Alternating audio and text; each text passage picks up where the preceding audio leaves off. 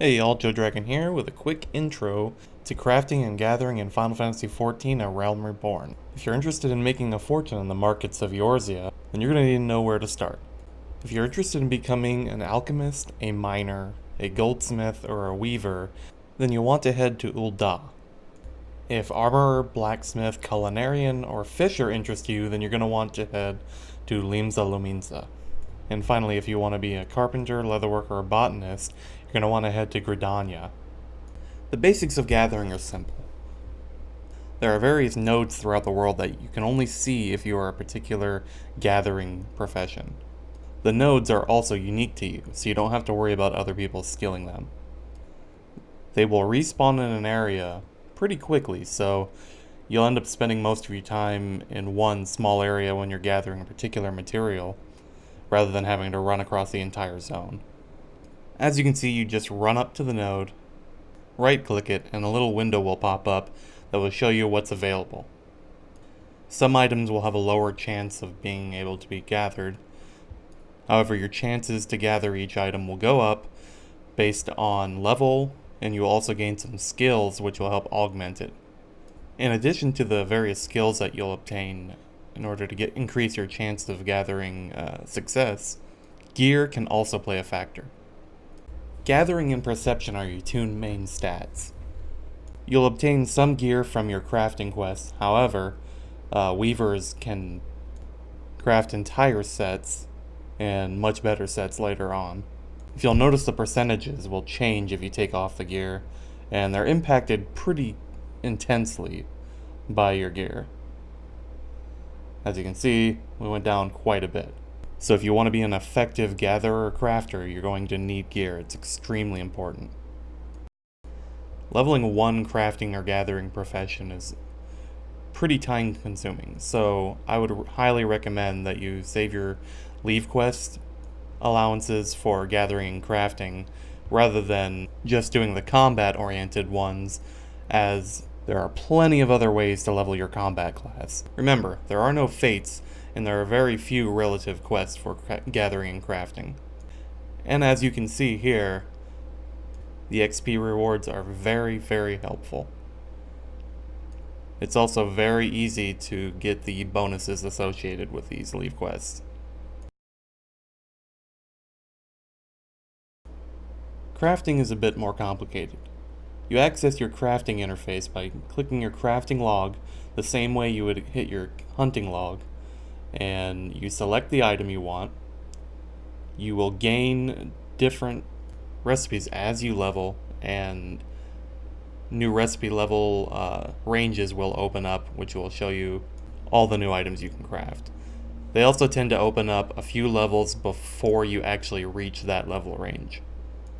You start out with only one ability that increases your progress, but as you level up, you'll gain more abilities which will help you to increase the quality or prevent failure, and even add durability to your items.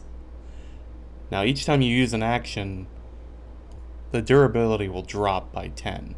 It may drop further under other conditions, but I haven't seen that. It's been 10 pretty much every time. Your buffs won't affect your durability though, as I'm about to show you here. Alright, so we'll start off with a basic touch. This increases your quality while reducing your durability, and you want to do this because high quality items have better stats. So as you can see, your quality goes up a little bit, and you can use Master's Mend to refresh the durability back to, or up 30 points. Okay. You want to make sure that you have enough durability left to actually complete progress on the item, because if it runs out, you will lose some of your materials and the synthesis will fail. When you craft an item for the first time, you're going to get a lot of bonus experience. So definitely you want to craft everything at least once before you start repeating yourself. Again, leave quests are great for experience.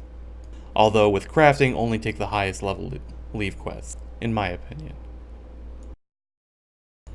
Another aspect of crafting that you'll have to consider, once you get to around level 12 or 13, I think, you gain the ability to wait for a step. Now, this is important because the condition of your item can change. If you use that ability, then you can skip over the turn, and the condition should change the next step. Red apparently is a good condition, so you'll definitely want to go ahead and use your ability on that turn. Now, in the original Final Fantasy XIV, it was green that was good condition, and red was actually bad condition, so it threw me off a little bit. As you can see here, we have an excellent condition, which is perfect, and you want to go ahead and use something that's going to really affect the item at this point.